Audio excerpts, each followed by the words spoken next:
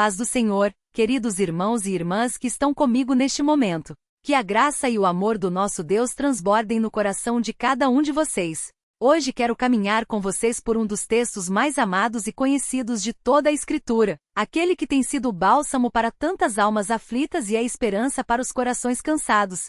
Vamos mergulhar juntos no Salmo 23, esse poema de confiança absoluta que começa com uma declaração que muda tudo: o Senhor é o meu pastor, nada me faltará. Você já parou para pensar no que realmente significa dizer que o Senhor é o seu pastor? Não é apenas uma frase bonita para decorar, não é um enfeite espiritual. É uma declaração de dependência, de pertencimento e de segurança. É como se disséssemos: eu reconheço que sou frágil, que me perco fácil, que não sei me guiar sozinho, mas tenho alguém que cuida de mim como um pastor cuida de suas ovelhas. E essa imagem é poderosa porque uma ovelha sem pastor está perdida.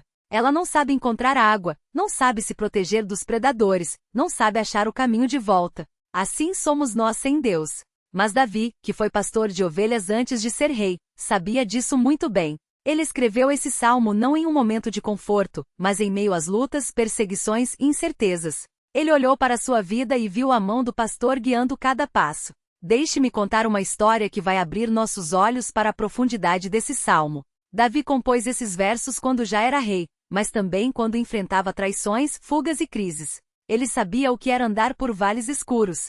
O Salmo 23 não é um poema de um homem que nunca sofreu, mas de um homem que aprendeu a confiar em meio ao sofrimento. Quando ele diz: o Senhor é o meu pastor, está afirmando que a sua fonte de segurança não está no trono, nem nos exércitos, nem na riqueza, mas no Deus que o escolheu desde o pastoreio de ovelhas. Que versículo poderoso! E ele continua: deitar-me faz em pastos verdejantes, guia-me mansamente a águas tranquilas. Pastos verdejantes e águas tranquilas. Isso fala de descanso, de provisão, de paz num mundo que só nos cobra pressa e ansiedade. Quantas vezes você já se sentiu esgotado, como se a vida fosse um deserto? O pastor sabe onde estão os pastos verdes, ele sabe onde está a água que realmente sacia. E ele não nos empurra, ele nos guia com mansidão. Que alívio saber que o nosso Deus não é um capataz severo, mas um pastor paciente que conhece o nosso limite. Agora quero refletir com vocês sobre o ensinamento mais profundo que esse salmo nos traz. Muitas pessoas pensam que a vida cristã é isenta de problemas, mas note o que Davi escreve no versículo 4.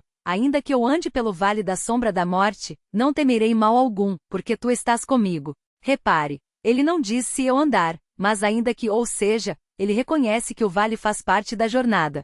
Todos nós passamos por vales. Vales de luto, de doença, de desemprego, de relacionamentos rompidos, de solidão. Mas a grande diferença para quem tem o Senhor como pastor é que no vale não estamos sozinhos. A vara e o cajado do pastor nos consolam. A vara é usada para disciplinar e proteger, o cajado para puxar a ovelha de volta quando ela se desvia. Isso significa que mesmo nos momentos de trevas, Deus está ativamente cuidando de nós, nos protegendo e nos guiando para fora daquele vale. E aí está uma verdade que transforma. A presença de Deus não elimina o vale, mas ele nos dá a coragem de atravessá-lo sem medo. Como diz o apóstolo Paulo em Filipenses 4:19, o meu Deus, segundo a sua riqueza em glória, há de suprir em Cristo Jesus todas as vossas necessidades. Ele supre não só o que nos falta, mas também a força para enfrentar o que nos ameaça. Mas como aplicar isso na vida prática, no seu dia a dia? Muitos de vocês podem estar pensando: pastor, isso é lindo, mas minha vida real é cheia de contas para pagar, de preocupações com os filhos, de problemas de saúde. Eu entendo.